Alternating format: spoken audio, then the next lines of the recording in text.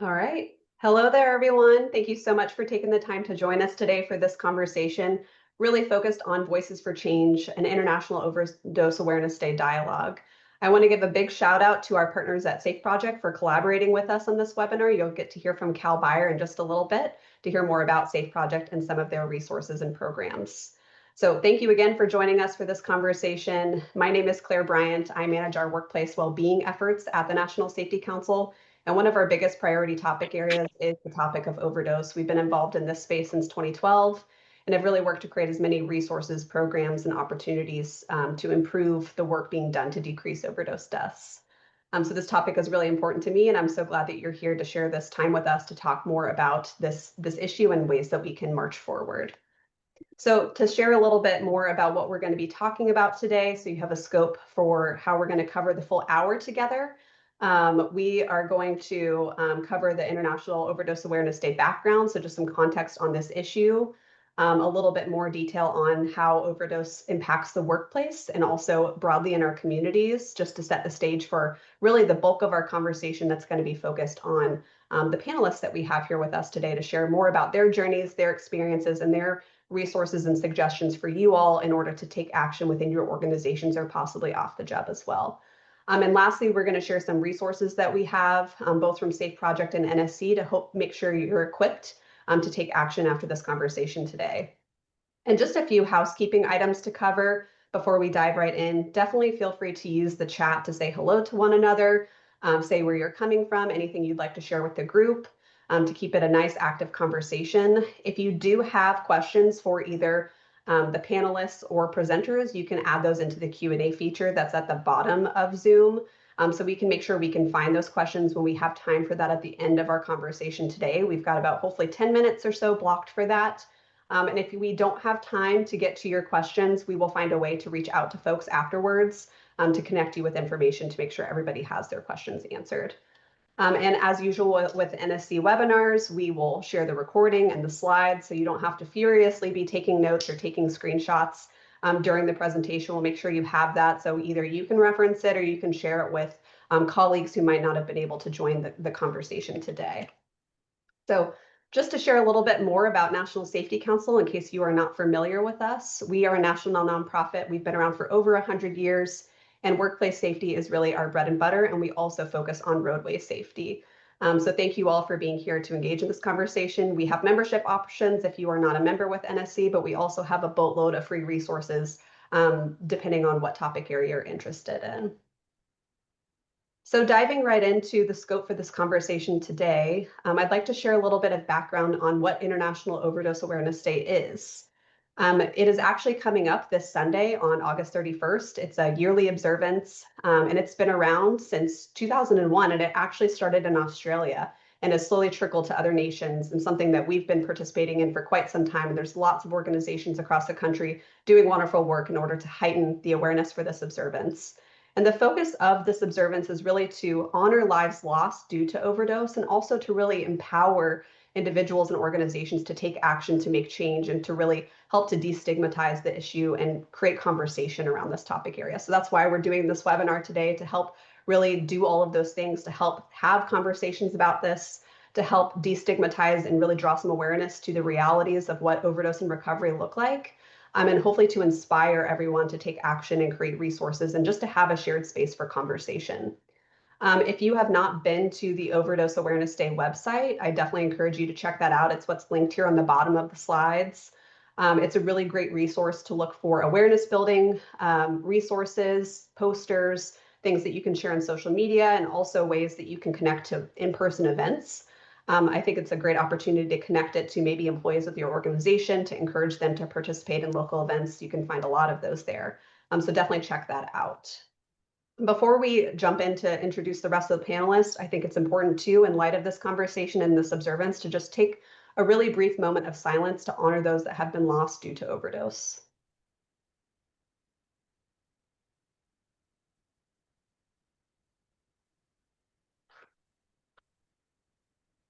Thank you for those thoughts and reflections. And without further ado, I'd like to go ahead and introduce my partner in crime for this conversation, Cal Beyer, who is the Senior Director of Safe Workplaces at Safe Project. So Cal, welcome and share a little bit more about yourself. With you today, Claire. Like you, I'm a risk management and safety professional, 35 years of experience dedicated to construction and manufacturing since 1996.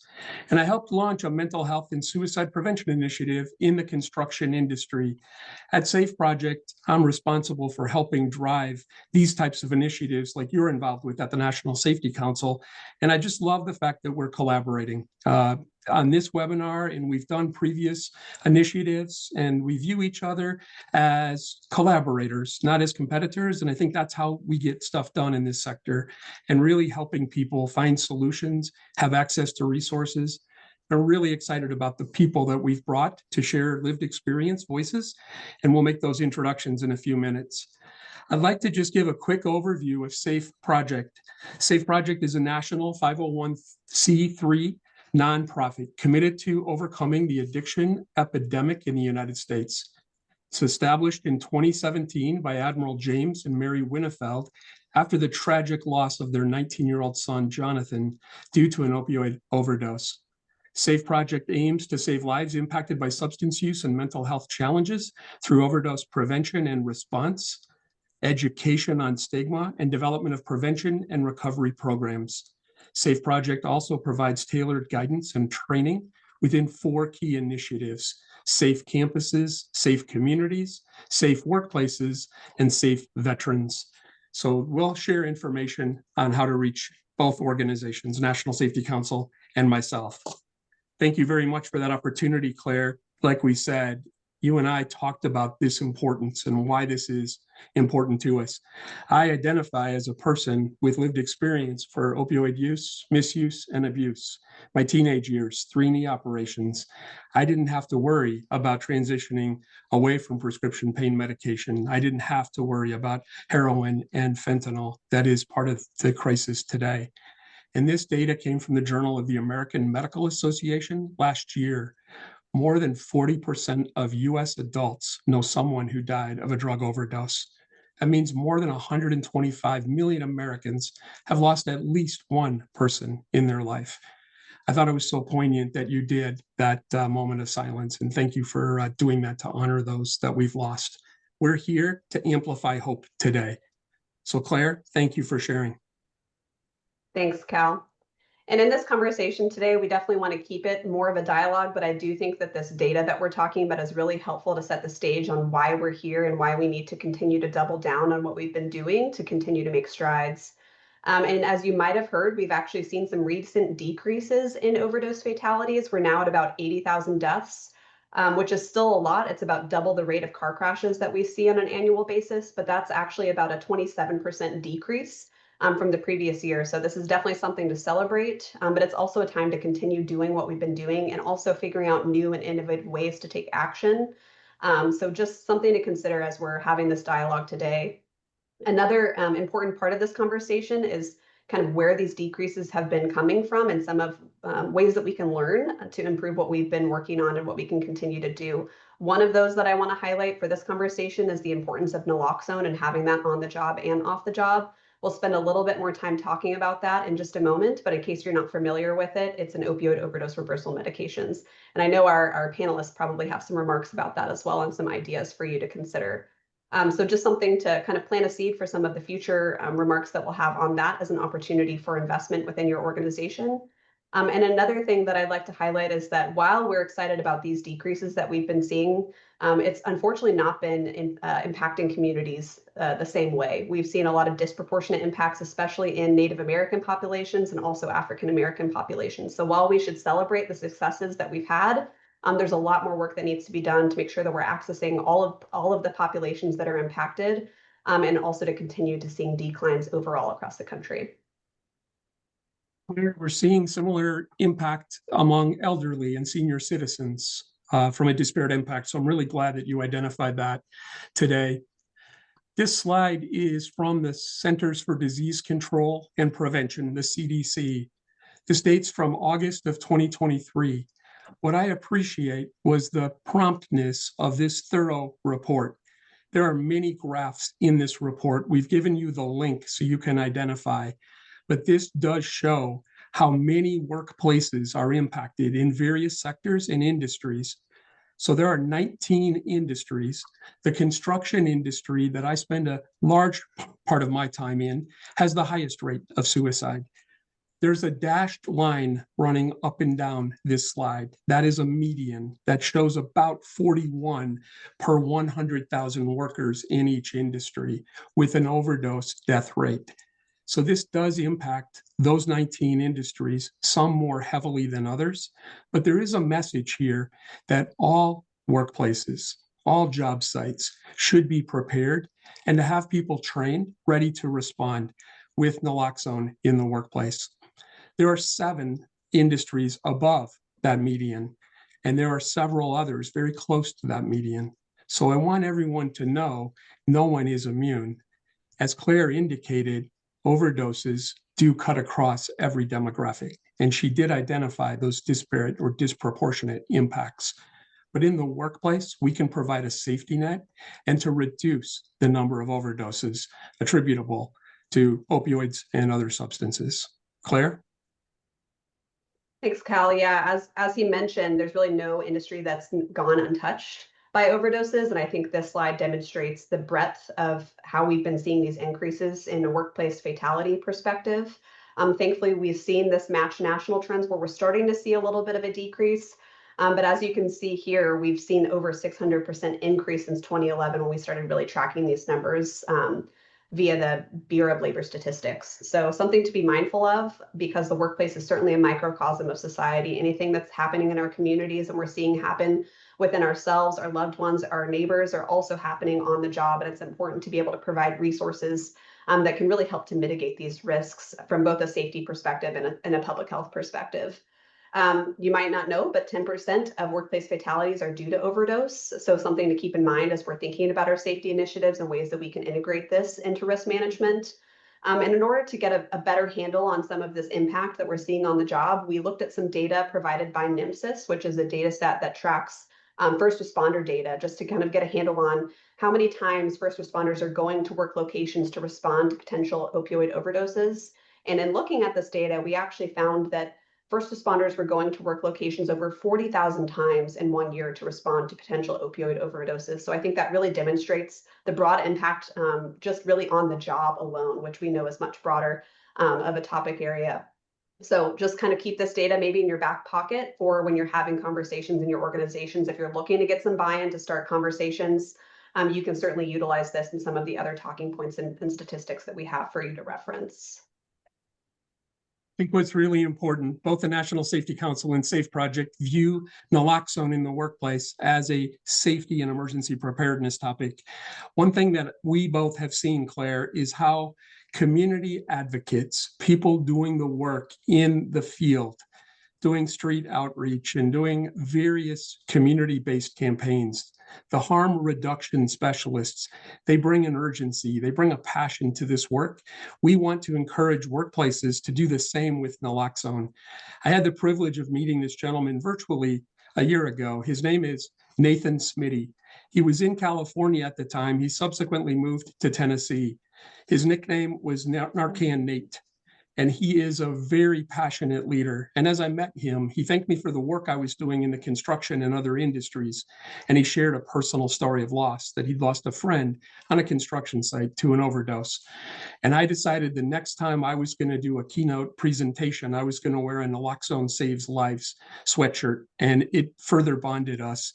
But I just love the work that Nate has done. And I just am really excited to see more barriers being broken down, people being willing to consider Narcan in the workplace. So we wanted to talk about this idea of harm reduction. And Claire, the analogy that you and I use is that first aid and emergency preparedness. So we want to give a few examples.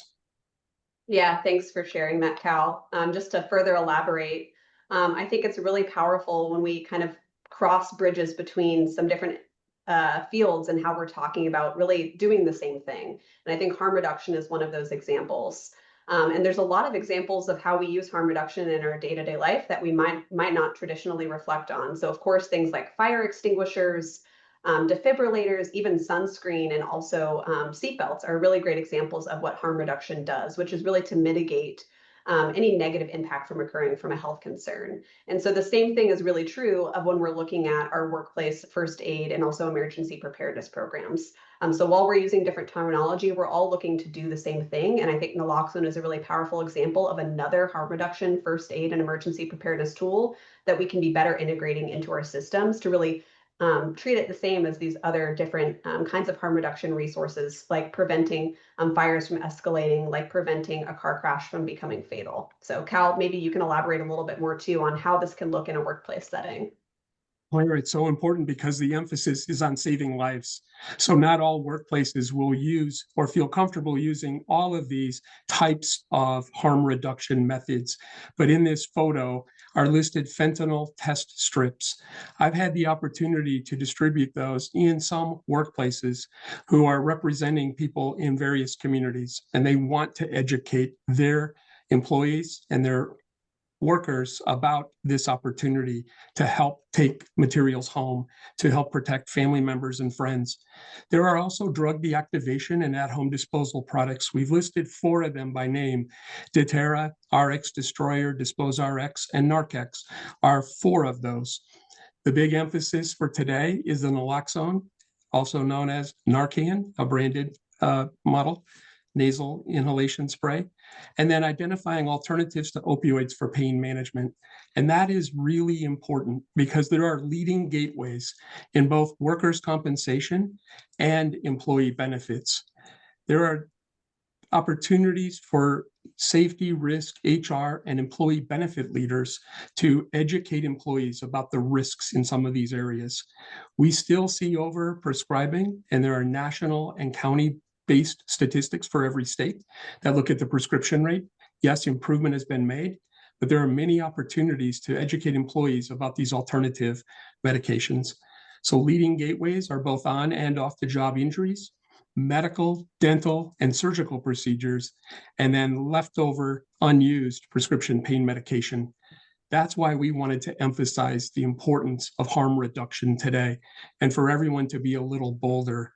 So to help us understand the importance of lived experience, Claire, you're going to make introductions to our 2 special guests. Thank you. That's right. So thank you guys for joining us today. I've got LB and Brian with us. So I'm going to let you know a little bit of some background on LB and Brian. And then we're going to do a discussion so you can hear more from them directly on the wonderful journeys that they have to share with us. So starting with LB, her name is Laura Beth Burkhalter, and she's a person in long-term multidimensional recovery who celebrated 9 years of sobriety in November 2024. After surviving a fentanyl overdose in 2015, LB rebuilt her life from the ground up. Today, she lives a life she once thought was out of reach. LB is the founder of Recovered Humans Recovery Homes, director of business development at Red Rock Recovery Center and Colorado Mental Health Services, and she serves on the National Board of Directors for Treatment Professionals in Alumni Services. She is a certified naloxone trainer, a recovery coach, and a passionate advocate. LB believes deeply in the healing power of music, art, and radical authenticity to build connection and sustain recovery. So welcome, LB. Thank you for being here. And next I have Brian with us. Brian Sutton is an artist and construction craftsperson offering custom general contracting services for residential and commercial remodeling and rehabilitation projects.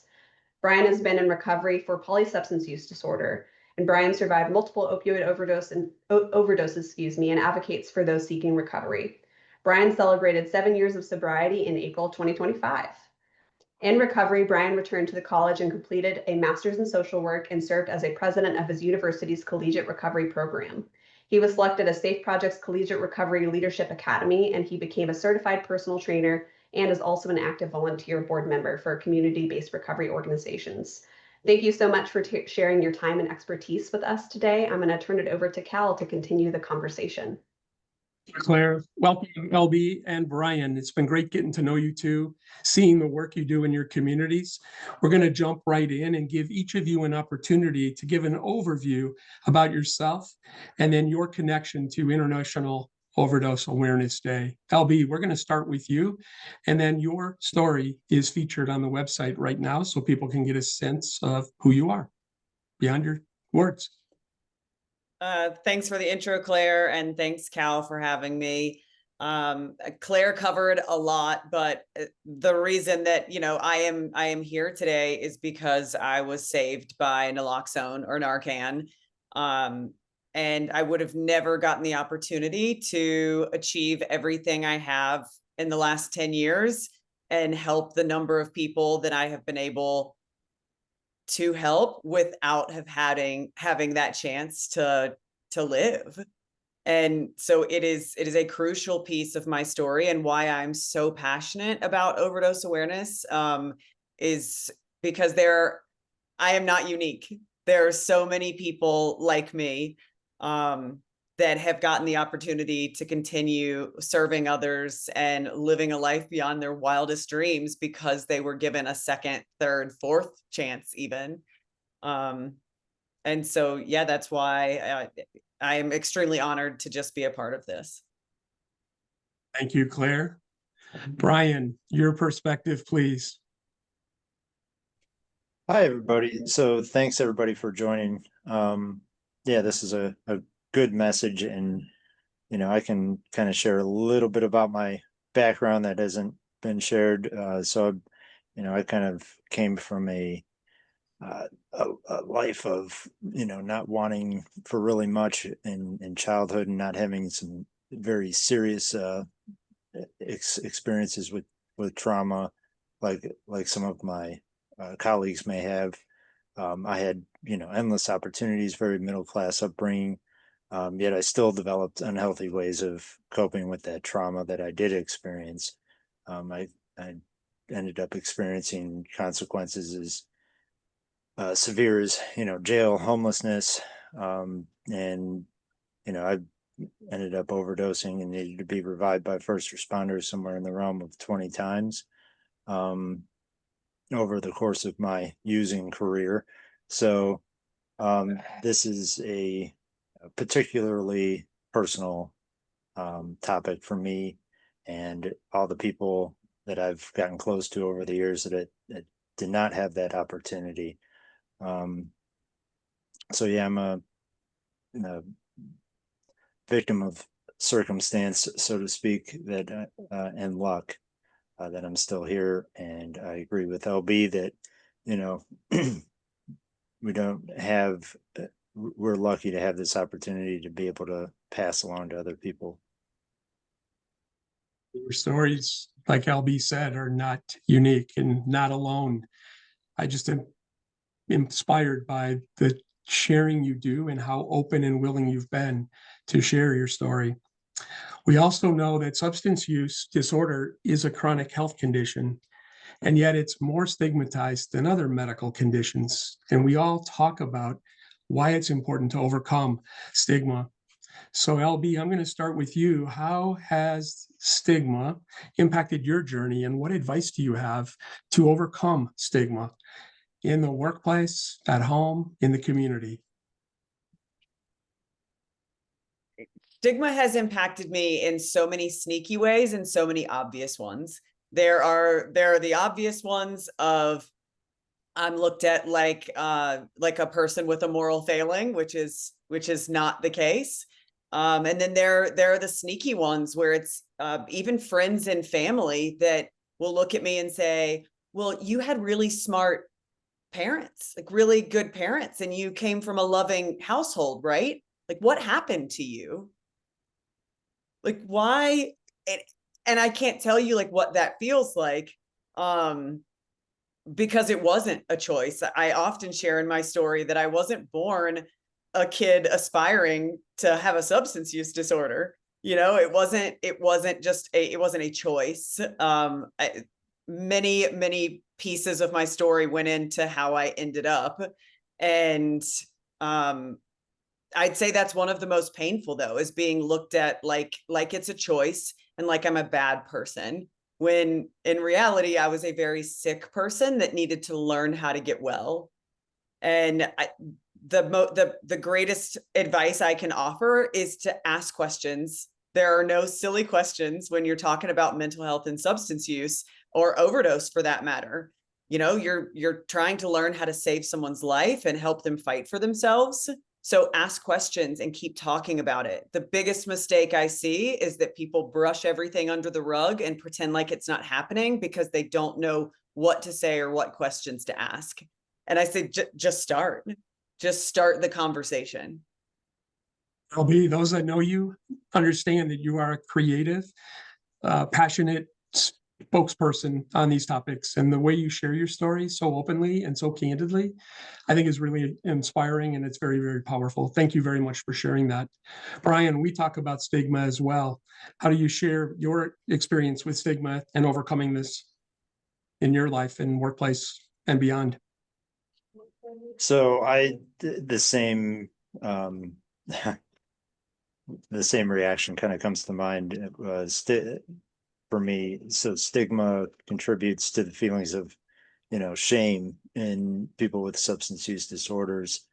I feel that it, at least in my experience, that it exacerbates the problem and offers like disillusionary solutions.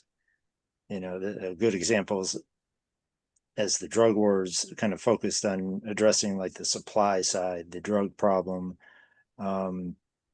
it's and yielded, opposite intended effects. I think stigma is kind of one of those drivers that creates a misunderstanding that the substance and the user are the problem, where, at least in my experience, the behavior, the unhealthy ways of coping with trauma are the real problems. And I think, the hundreds of years of stigma being ingrained deeply in our society are not easy to overcome, and we need to, like LB said, open a space for those conversations to look at things differently, look at this as a disease, a disorder that's treatable in people. And I think with living with stigma kind of, draws a barrier between doing that. So it's not going to be undone in the course of a short period of time. Hearing this voice of lived experience is a big way to break down stigma. It's a great way to break the taboo, the fact that it gets people to consider new perspectives and to open their eyes and to have them feel with sensitivity your personal story, the journey, those ups and downs. But again, the way that you've chosen to live a life in recovery. So thank you very much for both of those answers. As a workplace dominated topic today, LB, I wanted to ask you, as a person in recovery, what's helped you feel supported at work, in your workplace, in the work you do? I am very blessed in that I work in treatment for substance use disorder and mental health, and the owners of the organization identify as in recovery themselves very openly. So it is ingrained in our culture that we work from a radical candor model and the 4 agreements. So we are taught from day one of employment there that, we take nothing personally. We care personally, challenge directly, because accountability is very important for people like us. And the majority of my coworkers are in recovery. So if we're not practicing those things ourselves, then we don't have much to share with our patients, right? So accountability is huge. That has helped me immensely in the workplace as a person in recovery, and that can go for any workplace. I did see a thing in the chat. 4 Agreements is a book. I can send a link in the chat. Yeah. QLB. Brian, anything you'd want to add? How you felt supported in the workplace or other organizations? Sure. So I always find my support in others, and specifically in others who have an openness to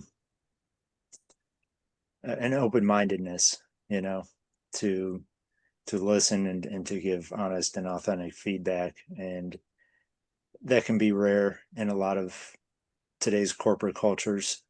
And you might have to do some digging to find it. even some people that are open and authentic in their personal lives. We're kind of in a society where we're mentally trained to put on a facade, and be someone else in the corporate setting. So, I think that's a big barrier too for addressing stigma. But yeah, there've been countless times or countless work environments where it's either very well supportive, or the opposite way. So it all kind of depends on the industry too.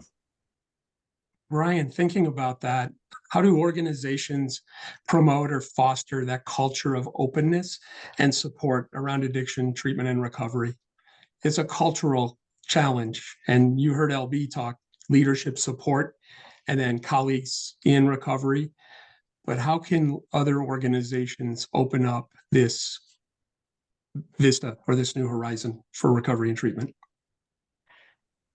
Sure. So yeah, that's kind of the question of the day, isn't it? How do we adapt, and how do we become more open as, a corporate culture or a group conscious? I believe that fostering openness begins with the individual.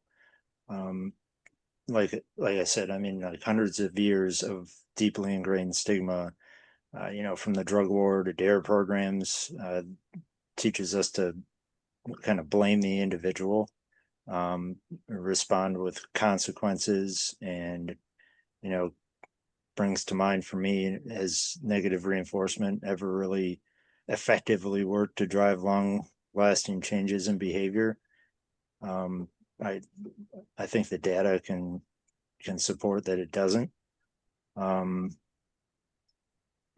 one model that kind of comes to mind is some of the European models, specifically like Switzerland, where their governing legislator will take people with substance use disorders and provide them with homes and jobs, and even give them doses, administer doses of opioids to them when they're opioid addicts, to wean them kind of off. And certainly not suggesting that we do that, but I think the moral of the story there is, to provide or retain some sense of purpose. I know that's what was a key factor in my long-term recovery, was regaining a sense of purpose. I certainly did not feel like I had much of one, let alone wanted to continue to live in active addiction. But yeah, like providing a non-judgmental, safe space, support to talking about the issues that are most important to individuals. I think that's key. This idea of the purpose of work and the meaning in our work, the social connections, being affirmed, having an opportunity to contribute, helping others, all reinforce that idea of recovery capital. So thank you very much for sharing. Claire, if we shift our conversation now to what role do employers and organizations have in responding to overdose and being prepared for overdose prevention and reversal? What are some of the things that you've seen work?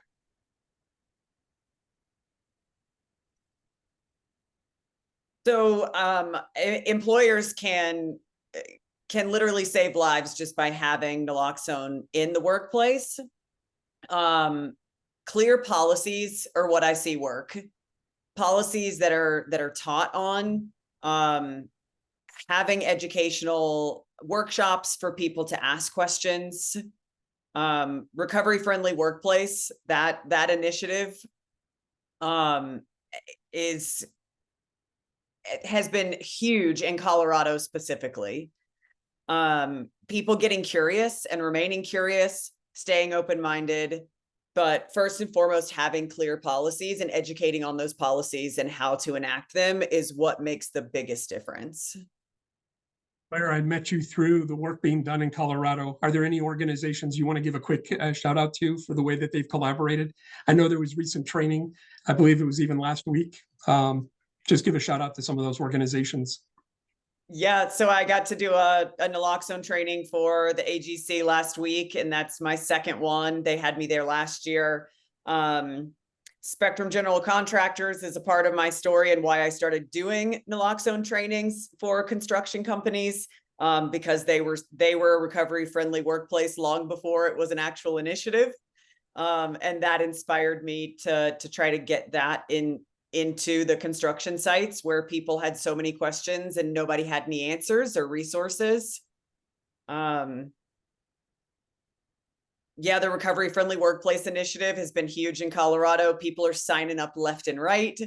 And that has been really cool to see that people are making the space for this, and and having company events where alcohol isn't allowed. Like, that's huge for me to go to a construction event where there's no alcohol, because that was always a thing that I would have to attend with my significant other who's also in recovery, and there would always be alcohol served. And it's so nice to notice this and be aware of these and be a more inclusive environment. And I would say that Colorado all around is very recovery friendly and been really pushing for saving our people. It's been really exciting, and I'm really happy to see the work that's being done there. It's a model for the rest of the country as well.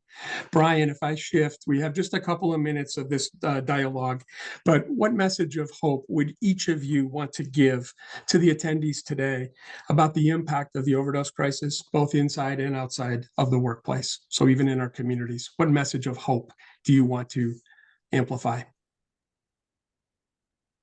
I'm, like I said, I'm the fortunate victim of like countless second chances. I threw away countless second chances just to arrive where I'm at today. So, someone once told me that the journey of recovery can be summed up in one word, and that's change. It took me kind of a while to understand the true meaning of that and for it to sink in, and it still kind of hits me a little differently as I continue to grow as a flawed human. But change is possible for anyone, and all of us kind of may not achieve complete forgiveness for the things that we've done, but we can always strive for redemption and doing the next right thing for our fellow humans. And I think that's the opportunity everyone has. Thank you, Brian, for sharing. LB, how about you? What's that message of hope that you want to share with our audience today? Yeah, recovery is real, similar to Brian's. Recovery is real, transformation is possible, and that no one is too far gone. No matter how far down, no one is too far gone, and there is hope for each of us. And each of us has a role in ending overdose. Every single person here, every single person has a role in ending overdose, and that is carrying Narcan, changing your language, and choosing hope over fear. Thank you both for sharing your lived experience. Thank you for sharing the hope that you have. Appreciate the way that you communicated, interacted, and shared these personal testimonies today. Brian and LB, stay tuned. Come back for Q&A, please. I'm going to share some workplace success stories. LB, I knew you'd give some shout outs to mutual friends in Colorado, but on the idea of these success stories, they're going to focus around naloxone. The National Association of Home Builders in 2017 was the first association that I saw talking about the opioid crisis in a very strong and bold way. They were one of the first organizations. In 2017, 2018, the North America Building Trades Union, NABTU, started their opioid task force, continued to do great work. In 2018, I was familiar with a company called Shawmut Design and Construction. They were one of the first, if not the first, that I knew that was doing naloxone naloxone in the workplace. And then in 2019, the company that was featured recently, Demio Construction, Providence, Rhode Island, and throughout New England, put naloxone in workplaces. And they recently shared through the AGC of America, Associated General Contractors of America, a 3-minute video. Very, very powerful. It features a field superintendent. They've had 2 revivals or reversals on job sites, and they are a leading voice of advocacy. One of the founding members of the Alliance for Naloxone Safety in the Workplace. So we wanted to highlight there. The next slide is featuring Building Trades Employers Association of the Northeast. They started Building Trades Recovery Week in 2019, and it's now in conjunction with the Massachusetts Building Trades Council. This has been an incredible effort. I know it launched also in Las Vegas last year. Tom Gunning is the executive director. He freely shares his story, and I've met so many incredible people in recovery doing this work in Boston. And in some ways, they are still 5 years ahead of many parts of our country. So we wanted to give a shout out to them. Then we wanted to highlight a few contractors that are doing things as well. This association in Pennsylvania is one that does Construction Opioid Awareness Week. It is the Keystone Contractors Association. John O'Brien is the executive director. John is in the middle slide next to Senator John Kane from Pennsylvania, who's been a leading proponent of naloxone in workplaces. But these are examples of the most recent Construction Opioid Awareness Week, where John went out, visited his members offering naloxone in the workplace, and he's working on legislation to make this a statewide initiative. So kudos to the Keystone Contractors Association. The next example will be an individual contractor that we wanted to highlight, Ryan Companies, one of the first national general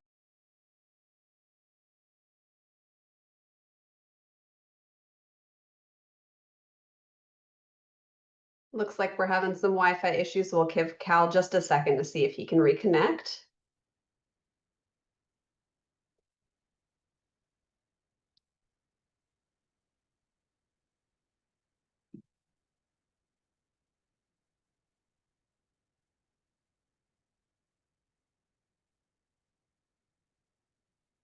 All right, well, I'm going to keep on moving us along, and we'll give Cal a little bit more time just to share some more of these examples. So hopefully our Wi-Fi continues to play nice. I know mine went out just a second ago too, and you had some whiplash of the slides. So thank you all for bearing with us as we get through some of the technical difficulties.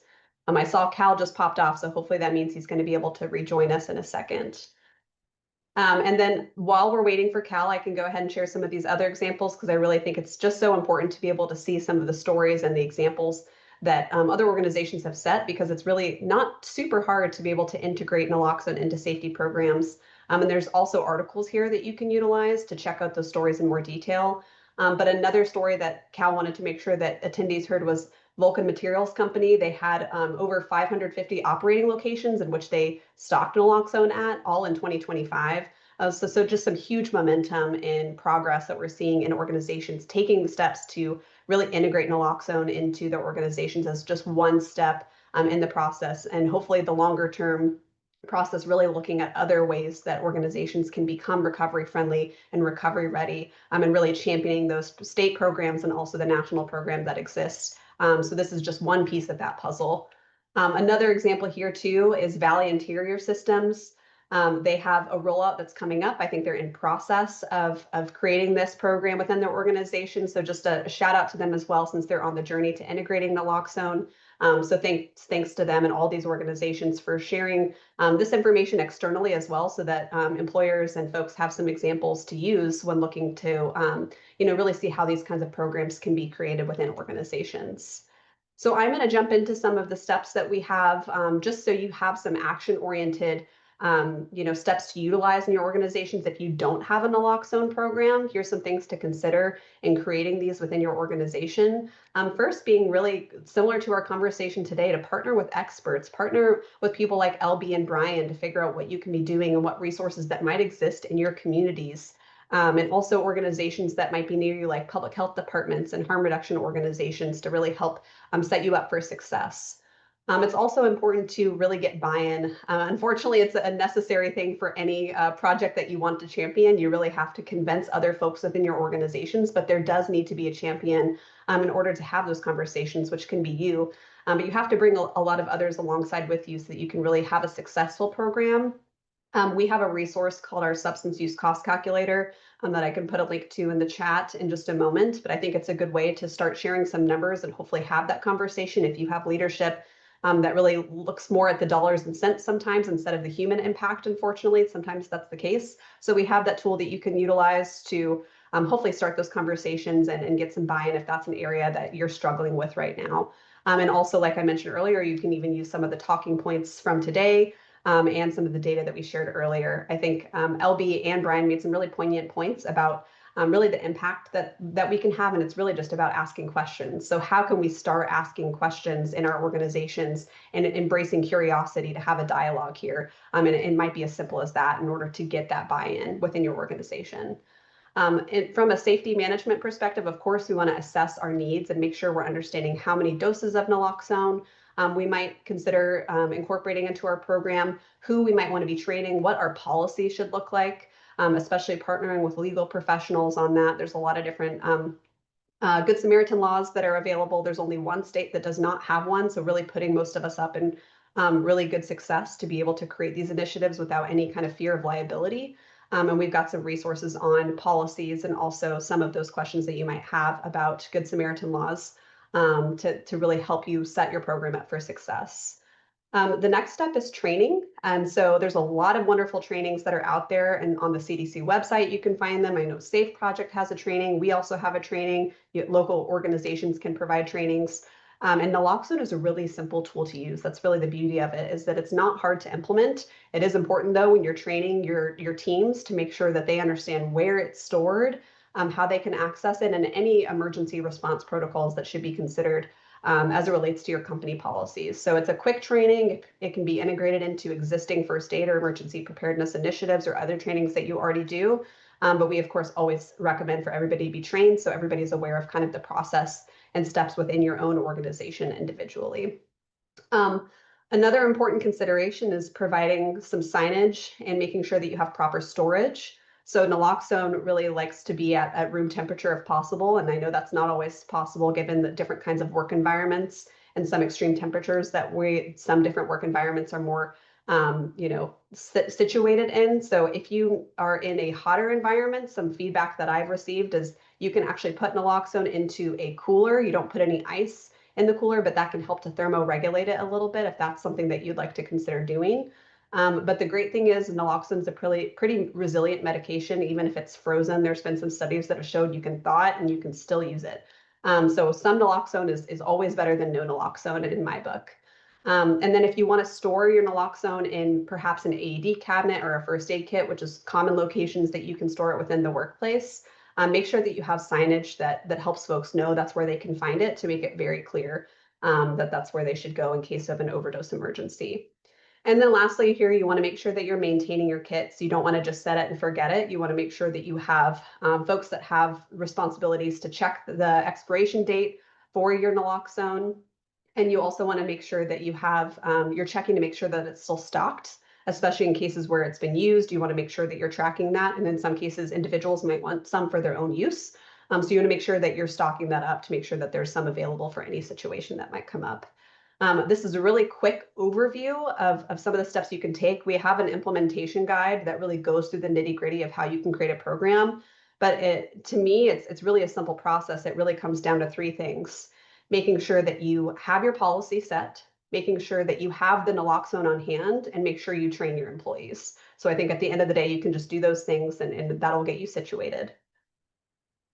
Some resources that we have that might be of use is the implementation guide that I just referenced. You can go to Respond Ready, our Respond Ready worksite page, which is linked here at the bottom to access that for free.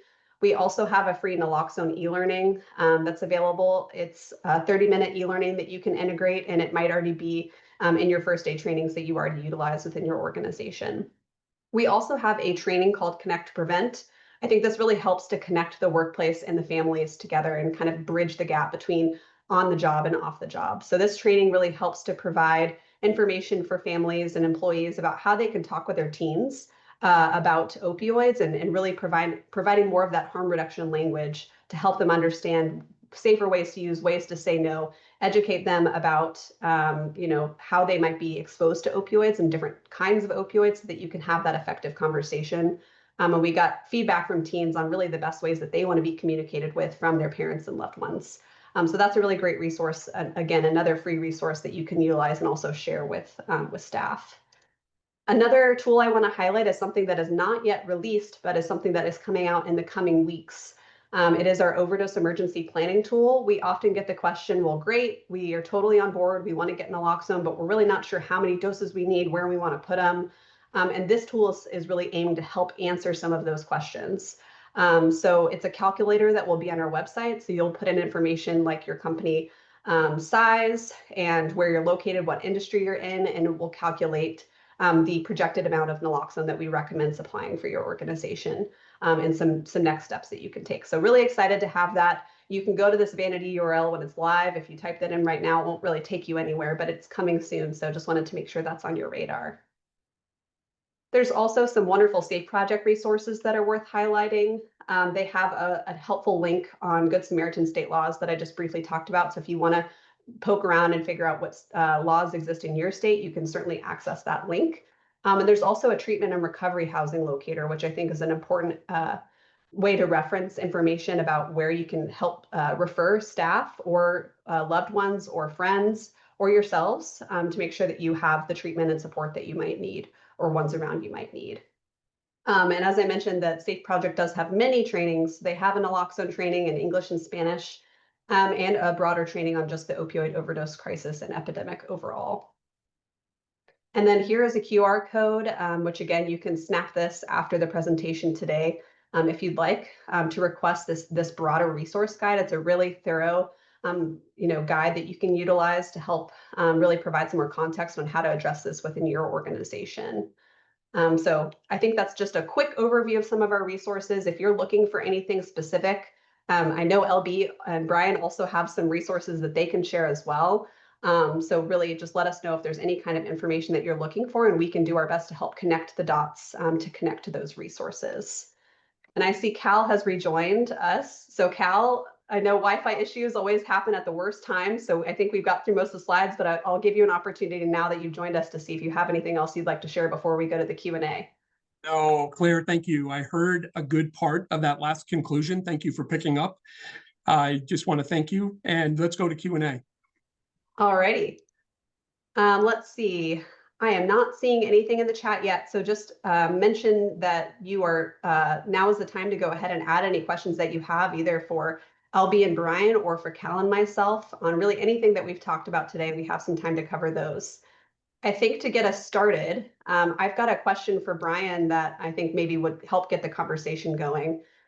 So you own a general contracting business that you talked about that hires persons in recovery, and you serve on a board for community recovery organizations. So how did these activities support your recovery, being so involved in this topic area and really being an advocate yourself? Sure. Thanks for the question, Claire. So how did these activities support my personal recovery? Is that kind of what you're asking? Yeah. And I know we touched on this a little bit earlier, but because you're so involved in your own advocate activities, is this something that really has helped you sustain your recovery as part of your journey? Yeah, absolutely. So I talked a little bit about, finding purpose before, and I think that's, at least for me is a key piece to me sustaining long-term recovery and for me abstinence. But I think it's important to point out too that everyone's recovery pathway looks very different. So what works for one person isn't necessarily going to work for another person. It's not a cookie cutter type of solution. But yeah, for me, I think that doing what I can do for others when I am presented with that opportunity, I think the universe kind of just puts opportunities in front of me, and if I'm open-minded enough to to see them for what they are, and kind of walk through those proverbial doors, and maybe the way that I'm capable, and put my best effort forth in doing so, the returns are incalculable. I hope that answers the question. Yeah, very well said. And I think the theme that I've heard you come back to multiple times, which I think is really, really relevant, is open-mindedness, just how we can continue to be open-minded, both within how we approach recovery and overdose and how we think about the topic area, more holistically. So thanks for providing some additional thoughts on that. I've got another question, Cal, for you. Maybe you can help to provide some more context on this. Or what are some of the common barriers that employers face before they decide to stock naloxone in workplaces and job sites? Thank you. Like you, when we do our public workshops and our education sessions, do a lot of polling, ask the audience to give input. And over the last 4 years, I've seen a really dramatic decrease in stigma being listed as the #1 reason. It used to be stigma and concern that having naloxone on a job site would condone or promote active drug use. I've really been pleased to see it's shifted more toward logistical issues. So lack of policy, lack of training, lack of knowing where to get naloxone.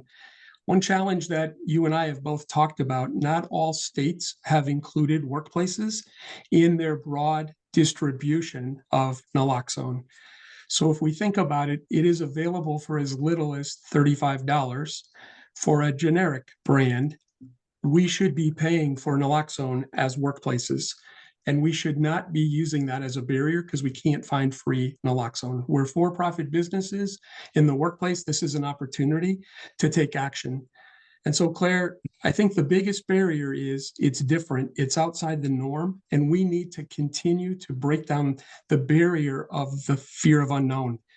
This is an emergency preparedness first aid response, and it's part of emergency procedures. I encourage every workplace to take examples from those companies who shared what they're doing. And if they can do it, you can do it. So thank you for that question.